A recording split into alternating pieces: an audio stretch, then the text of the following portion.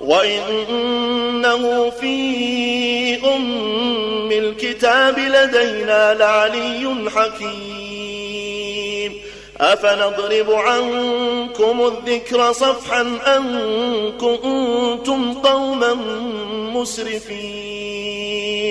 وكم أرسلنا من نبي في الأولين وما يأتيهم من نبي إلا كانوا به يستهزئون. فأهلكنا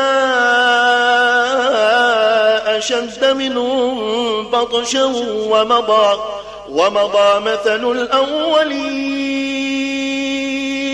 ولئن سألتهم من خلق السماوات والأرض ليقولون